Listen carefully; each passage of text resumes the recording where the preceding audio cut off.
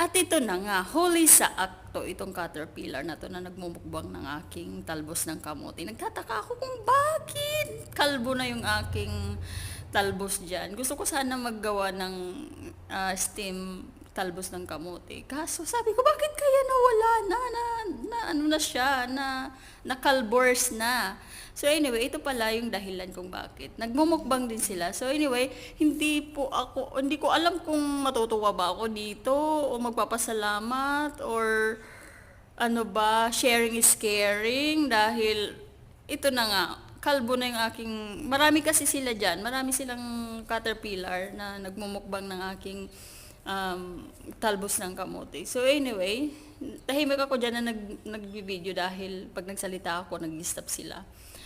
At huli sa akto itong mga caterpillar talaga. Wala na silang kawala.